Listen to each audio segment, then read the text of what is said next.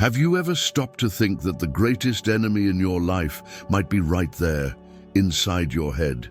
That's right. It's not your boss. It's not the government. It's not the algorithm. It's you. The truth is harsh, but freeing. Nothing holds you back more than your own fears, excuses, and comparisons. And the worst part? It all feels normal. We live in a culture that idolizes talent but forgets discipline, that romanticizes suffering but runs from responsibility, that blames the world but never looks in the mirror. But what if I told you there's a way to flip the script, an ancient path tested by emperors, slaves, and sages, and more relevant than ever today? Yes, I'm talking about Stoicism. But not that rigid stoicism full of complicated words. I'm talking about a stoicism that's alive, practical, and straight to the point. One that teaches you how to win the most difficult war there is. You versus yourself. And the best part, you don't have to wait years to start feeling the effects. You just need to understand what's holding you back and act. In the next few minutes, you'll understand why your mind is your greatest battlefield. You'll discover stories, strategies, and reflections that will unlock the door to self-mastery. There's no magic here, just clarity. And when you have clarity, you'll see that true freedom doesn't come from doing whatever you want. It comes from mastering whatever is stopping you from doing what needs to be done. Ready to face the truth, no one had the courage to tell you. There's a war going on right now, and it's not out there. It's inside. Silent but relentless. The mind fires doubts like poisoned arrows, whispering that it won't work, that you should quit before you even start. This battle needs no audience, because the judge, the enemy, and the warrior are all the same person, you. And what separates those who win from those who give up is self-mastery. Those who live by Stoicism understand that chaos doesn't lie in events, but in how we interpret them. Fear, it's a constant visitor, but it doesn't have to be a permanent tenant. It might scream, but you decide whether it runs the house. An undisciplined mind is like a wild horse, beautiful, powerful, but dangerous if left untamed. When you don't train your mind, any obstacle becomes a tragedy, any criticism turns into a death sentence, and that's where self-sabotage is born. The voice that says, "Don't try," wears a cloak of protection, but in truth it's fear disguised as a counselor. The key lies in mental discipline, and it doesn't appear out of nowhere. It begins with small decisions. Getting up even when you don't feel like it, finishing what you started, silencing catastrophic thoughts. That's the daily training. No audience, no applause, just you with yourself. You know that moment when everything seems to fall apart? When it feels like no one understands you, like all your effort is pointless? That's when Stoicism shines. It doesn't promise to keep pain away, but it teaches you not to surrender to it. Responsibility doesn't lie in what the world did to you, but in what you choose to do with what the world did. That's liberating. When you understand that you can choose your reactions, you stop waiting for life to be easy. Instead, you learn to grow stronger. And strength is not the absence of fear, it's action, even with fear whispering in your ear. All of this takes persistence, because this battle has no intermission. It renews itself every morning. And let's be honest, motivation won't always be there rolling out the red carpet, but it's exactly on those days when everything feels meaningless that discipline becomes a lighthouse. Staying focused, even when your emotions try to sabotage you, is what forges giants. Comparing yourself to others only adds more confusion. That's why the path is silent, individual, but deeply transformative. And it's in that silence that we sometimes come across someone like Samuel. Samuel was one of those men who carried the weight of time in his hands. His tools told stories, but the spark in his eyes had faded. The workshop that once rang with the sound of metal now echoed with silence and doubt. The fear of falling behind grew with each new piece of technology, with every younger customer who walked right past. And he, a master at shaping iron, began to melt from the inside. It wasn't a lack of skill, it was fear. The comparison to younger, more modern blacksmiths, the videos online, the new machines, all of it slowly ate away at his self-confidence without him even noticing. On an ordinary afternoon, while sharpening a blade almost out of habit, Samuel was visited by an old traveling sharpener, simple, with no high-tech tools, just a whetstone and a wisdom carved into his gaze. They didn't talk much, but enough for Samuel to hear something that struck deep. Value isn't in what you have, but in what you do with what you have. That hit like a sledgehammer to the chest. The old man kept working with consistency, responsibility, and action. No rush, no comparison. That's where Stoicism lived, doing the best with what you can control and letting the rest go. That night, Samuel didn't sleep. He tossed and turned, thinking about the times he had sabotaged himself, the opportunities he let slip by out of fear of seeming outdated. Self-sabotage was an old acquaintance, always disguised as common sense. And there, in the dark, he realized that changing wasn't a sign of weakness. It was an act of courage. Change doesn't require a revolution. It starts with a newly sharpened blade, with an apology, with the discipline to try something different. Samuel decided that the next day he wouldn't buy new tools. He would restore the old ones and his mindset along with them. The workshop came back to life, but now with a slower, more intentional rhythm. Samuel began teaching young apprentices, not in a rush, but with persistence. He reinvented himself without needing to abandon who he was. And that's where the hidden gold in routine lies: self-mastery. When you learn to listen to your own story with different ears, action replaces stagnation. And little by little, fear gives way to a new sound, the hammer striking with purpose, shaping what lies ahead. But of course, the mind doesn't always play along. Sometimes it feels like it's working against you, doesn't it? It's curious how, so often, the greatest saboteur we face lives with us and speaks with our own voice. The mind has this almost artistic talent for creating invisible traps. It imagines problems that don't even exist yet, replays old mistakes like horror movies, and turns the slightest doubt into silent panic. That's when fear takes root. And when you believe too deeply in the catastrophic scenarios your mind creates, you freeze. Self-sabotage is born at that exact point, between what you could do and what you believe you can't. How many times have you held back from trying something out of fear of judgment? How many times have you thought, what if it goes wrong? Without even considering, what if it goes right? That silent conversation is what drains you. Stoicism teaches us that thoughts are not commands, they're suggestions. You can hear them and still choose to act. Action, even with your heart racing. Because courage isn't the absence of fear, it's moving forward with fear in your pocket. A good exercise for building that kind of self-mastery? Write down your worst predictions, and next to each one, write a rational response. It helps tame the inner chaos and see reality more clearly.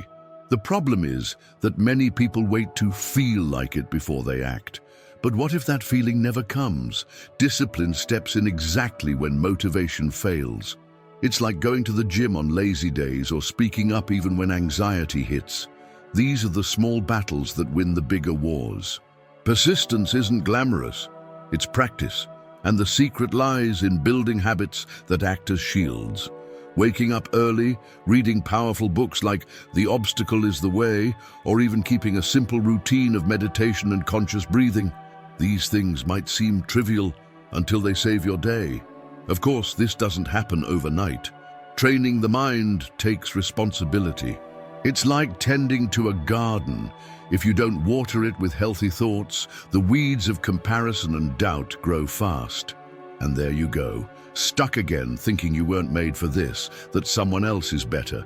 But the truth is, the battle isn't about being the best in the world. It's about being better than you were yesterday. And it's exactly this philosophy of internal control that leads to a deeper level of understanding, one that Marcus Aurelius and Epictetus knew well. Marcus Aurelius didn't have an easy life. Emperor of Rome, surrounded by wars, betrayals, and disease, and yet he wrote in his journal with the serenity of someone who had already understood that the only thing he could truly control was what he thought and how he thought. That's the unshakable core of Stoicism. The world can fall apart, but if your mind is steady, you won't collapse with it. That's self-mastery. It's knowing that even when everything seems out of place, you still have the power to choose your attitude, and that changes everything. Epictetus, on the other hand, was a slave. He had nothing, no possessions, no freedom. Yet he taught that true power begins when you understand that no one can force you to think or feel anything without your consent. That's not just poetic, it's practical. How many times has someone provoked you and you exploded? Exactly. Reacting is easy, but mastering the impulse is a daily discipline. When you learn to create that space between stimulus and response, that's where your true strength is born. It's in that space that conscious action lives, not impulsive reaction. The mind is like a muscle. If you don't train it, it gives into emotional laziness. And it's in that laziness that fear grows stronger. Because a weak mind gives in easily to comparison, self-sabotage, and procrastination. But a well-trained mind becomes a shield. And training doesn't need to be complicated. A good start is to practice what the Stoics called negative visualization. Imagine the worst-case scenario and realize that even then, you'd survive. This exercise gives powerful perspective and kills the fear that paralyzes.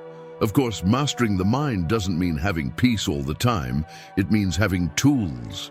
When chaos comes, and it will, you don't panic. You observe, breathe, decide. This responsibility of taking care of your own mind is what separates those who drift from those who navigate with purpose. But it takes discipline, it takes persistence, and sometimes it means confronting monsters that exist only in your head. Monsters that, if you look closely, might not be monsters at all. They say there was a village surrounded by hills, and all the villagers avoided climbing to the top because, according to old stories, a terrifying creature lived there. They said it devoured anyone who dared to approach. For years, no one questioned it, until one curious young man, tired of living in fear, decided to climb. With every step, his heart pounded. His mind screamed. The fear felt as real as the ground beneath his feet.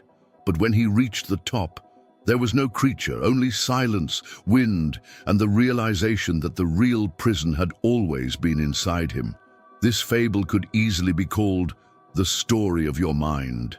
How many times have you stopped yourself from doing something out of fear of a disaster that only existed in the hills of your imagination? Fear is a master at creating monsters with sharp teeth, even when all that's really there are misunderstood shadows. Stoicism invites us to face those hills, not because they're comfortable, but because only by climbing them do we discover what's truly real. Action is the antidote. Standing still feeds the creature. Climbing reveals it was never there. Most of the limitations you believe you have were planted by repeated thoughts, not facts. I'm not good enough. This isn't for me. That person is better. Phrases like these build the armor of self-sabotage. But here's the thing. One act of courage is enough to crack that armor. A phone call you've been avoiding, a difficult conversation you've postponed, a project you've never started. When you act, even with fear staring at you from the corner of your eye, something shifts. And that shift doesn't come with fireworks. It comes with silence and relief. You realize you never needed all that protection. You just needed courage. Sticking to this journey is challenging, yes. But even more challenging is living trapped in mental hills, feeding creatures that don't even exist. The discipline of questioning fear, of looking it straight in the eye and asking, "Are you real?" is what separates those who live halfway from those who live fully. It's a daily choice, often a lonely one, but deeply transformative. And when we begin breaking through those fears, we realize that the process of change requires more than courage. It requires rebirth. The eagle, at a certain point in its life, faces a brutal dilemma: change or die. Its talons grow weak, its beak too curved, its feathers too heavy, so it retreats to the top of a mountain. It breaks its own beak against the rocks and waits for a new one to grow. It tears out its talons, its feathers. It's painful, it's slow, but after, it flies again. This isn't just a beautiful story from nature, it's a wide-open metaphor for our lives. Change hurts, yes, but what hurts more? To change, or to stay exactly where you are, dragging yourself through each day, afraid to be reborn. Change requires letting go of habits that feel comfortable, of excuses that seem justifiable. It's much easier to say, "I don't have time," than to face the truth. You're afraid. Afraid of failing, of not measuring up, of discovering you could have been more and weren't. That's where Stoicism comes in. It doesn't romanticize suffering, but it shows that discomfort is the soil where discipline, self-mastery, and true action grow. If everything feels comfortable, chances are you're not evolving, just settling. And settling, in this case, is a subtle form of self-sabotage. The process of change is like an internal cleanup. You start by tossing out what clearly no longer serves you: toxic friendships, procrastination, pointless comparisons. But soon, you realize you'll also need to deal with subtler things, like the way you talk to yourself. Real change isn't just external, it's in your thoughts, your reactions, your intentions. A good place to start: change one small habit and stick with it for 30 days. Wake up earlier, drink more water, write down your thoughts. Small actions done with responsibility lay the foundation for massive transformation. Rebirth doesn't happen with a snap. It comes in pieces. On the day you persist without motivation. In the moment you choose silence over explosion. In the instant you act even while trembling inside. These are the fragments of a new you. And when you put them all together, you realize you're not the same, and yet more yourself than ever. But for that to happen, you first need to accept no one is going to climb this mountain for you. No one is going to do what only you can do. And owning that responsibility changes everything. There's a truth no one likes to hear, but once accepted, it sets you free. No one is coming to save you. It doesn't matter how long you wait, how much you believe that things will get better eventually. If you don't act, nothing changes. That's not harshness, it's clarity. Personal responsibility is the first step toward any real transformation. And Stoicism hammers this idea home without mercy. Everything that depends on you must be done by you. Running from that is like abandoning the wheel of your own car and blaming the road for being lost. It's so easy to blame the circumstances, the boss, the government, your parents, the economy. But as long as you're pointing the finger outward, you're not looking inward. And it's in that messy, unorganized space inside where the key to change actually lives. Taking responsibility doesn't mean blaming yourself. It means freeing yourself. Because once you understand that you have power over your choices, you stop being a hostage to your conditions. It doesn't mean everything will always go right, but it means you'll be in control of the only thing that truly matters: your action. Personal responsibility is what turns intention into habit. You know that promise you made to yourself and never kept, that idea you had and let die in the drawer. Exactly. The difference between living with lightness and living in frustration is right there. Doing or not doing. And doing takes discipline. It means saying no when it's easier to say yes. It means persistence when the rest of the world seems to be relaxing. And then comes the magic. When you commit to your own growth, everything around you starts to shift. But there's a key detail. No one claps in the beginning. No one notices that you're trying to change, that you got up early even though you were tired, that you didn't respond to that provocation. But you notice. And that's where the strength lies. Because When external validation disappears, all that's left is what you've built inside. And if that's solid, no one can take it away. That personal responsibility becomes a silent fuel. It pushes you forward even when exhaustion kicks in. And it's only with that kind of fuel that you can escape a state that many people live in without realizing, the state of constant complaining. Complaining is easy. It's almost automatic. You wake up, something goes wrong, and here comes the classic, "Ugh, of course this would happen to me." It seems harmless, but over time it becomes a corrosive habit. And worse, it disguises passivity as indignation. The truth is, complaining is a fancy way of doing nothing. While you're blaming the traffic, the weather, the noise, the boss, the algorithm, time passes, and it takes with it your chance to act. Stoicism teaches that if something is not within your control, accept it. If it is, do something about it. The middle ground is complaining, and it leads nowhere. Some people have become experts at narrating their own misery. And worse, they start competing with others to see who suffers more. It's the misery Olympics, where the biggest loser somehow wins. But that doesn't solve anything. It only feeds a cycle of stagnation. The discipline of silencing complaints is an act of self-mastery. It doesn't mean pretending everything is fine, but choosing not to sink deeper into the pit, because every time you repeat that you're tired, that nothing changes, that no one values you, you reinforce the prison you're in. Words shape the mind, and the mind shapes reality. Want a practical challenge? Go 7 days without complaining, not out loud, not even in your head. When the urge hits, replace it with action. If you're tired, sleep. If you're frustrated, write. If you're unmotivated, move anyway.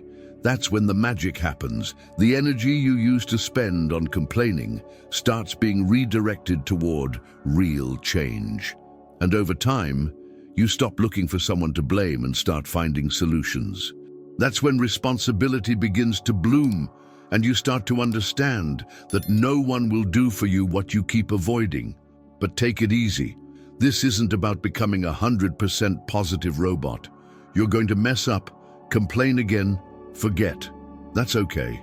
Persistence is just the act of returning to focus every time you drift off track. The secret is not letting complaining become a lifestyle. Because as long as you're stuck in that mode, building self-confidence will be nearly impossible. And self-confidence, now that changes everything. It's what holds you up when no one else believes. And to build it, you need something simple but powerful. Keeping the promises you make to yourself. Self-confidence isn't magic, and it doesn't appear out of thin air. It's built brick by brick in the quiet moments of commitments fulfilled. Every time you promise yourself something and follow through, a brick is placed in that foundation. But every time you pretend you forgot, push it to tomorrow, or break your word, that castle starts to crack. Not because you failed, but because you got used to not believing in yourself. That's when fear, doubt, and of course self-sabotage creep in. Stoicism shows us that real confidence comes from alignment, when what you think, say, and do are all in harmony. You don't need to start big. In fact, you shouldn't. Say you're going to wake up earlier, and wake up. Promise to read 5 pages of a book, and read them. Set a small goal, and hit it, because every micro-win strengthens self-mastery. And when you begin to trust your own word, something inside shifts. You stop seeking validation from the outside. Comparison loses its grip. You act with more clarity and discipline because you're no longer trying to prove anything to anyone, just honoring what you decided. That's integrity. And believe me, integrity is worth far more than any fleeting motivation. Here's a simple example. Think about the difference between a friend who always keeps their promises and one who always says they'll show up, but never does. Which one do you trust more? Now apply that to yourself. What image are you building about you? If it doesn't inspire you, it's time to adjust those small commitments. That's the key. When you become someone you trust, you start taking bigger risks, facing fears with more courage. Action stops feeling like a burden and starts becoming a reflection of your new identity. And the most beautiful part? That trust spreads. People who keep their promises to themselves also keep them with others. They inspire without trying. They radiate steadiness, but that inner trust must be fed every day, especially on the hard days. Because on those days, what holds you up isn't motivation, it's character. And character is built through persistence. Persisting without immediate results, continuing without applause, showing up even when no one is watching. That's where true strength lives, and it's that quiet strength that takes you to the next level, the virtue of continuing when everyone else has stopped. Persistence is an underrated act. Everyone applauds the beginning, but few recognize the power of sticking with it once the shine wears off. And that's where most people quit. Discipline, on the other hand, shows up like that friend who isn't always fun, but never lets you down. Stoicism treats persistence as a virtue, not a burden, because persisting, especially on the bad days, is what separates those who dabble from those who are truly committed to their growth. Persistence isn't about running fast, it's about keeping on walking when everyone else has stopped. You know that project you started with excitement and dropped at the first sign of difficulty, that diet that lasted 3 days, the course you left halfway through. Yeah, those were the moments when discipline should have stepped in, not as punishment, but as direction. Daily action, even small, even without motivation, builds a kind of strength no one sees, but you feel. It's that classic, get up and do it, without waiting for the planets to align. Because real life doesn't give warnings. It demands consistency, and those who are consistent will inevitably surpass those who are just talented. The big secret is realizing that persistence isn't glamorous. It's you dealing with boredom, repetition, and the urge to give up. But it's also you waking up every day and saying, "Today I keep going." That quiet decision is worth more than any motivational speech. And the more you persist, the further you move from self-sabotage. Your mind understands there's no room for drama, only for action. It's like going to the gym for your soul. Every time you do what needs to be done, even when you don't feel like it, you grow stronger. That's simple, and that powerful. But let's be real. There are moments when comparison hits hard. It feels like everyone else is flying while you're still stumbling. But the race isn't the same. Everyone has their own pace, their own obstacles. And that's exactly why persistence is an act of courage. It requires inward focus. It demands responsibility. It asks you to block out the noise outside and keep your eyes locked on your path.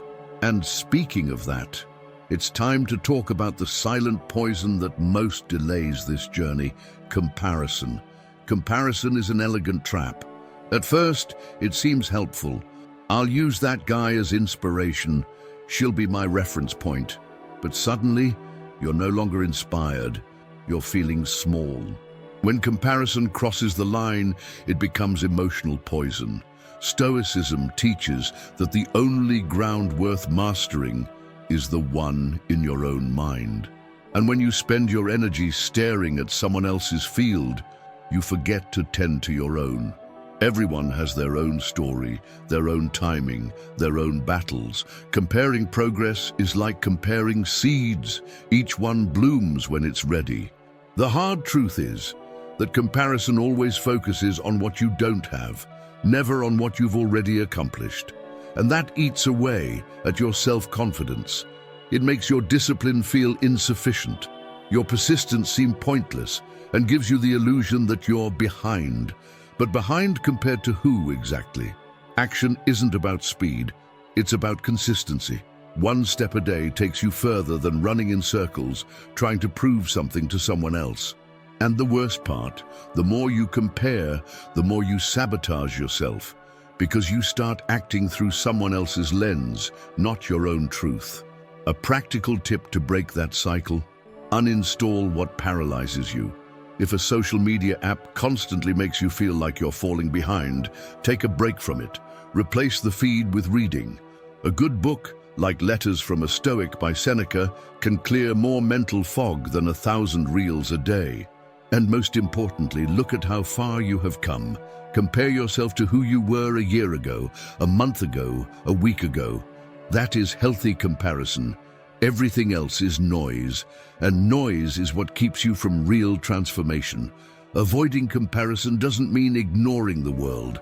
It means understanding that your path is unique. What works for one person might break another. Self-mastery begins when you stop using someone else's ruler to measure your own life.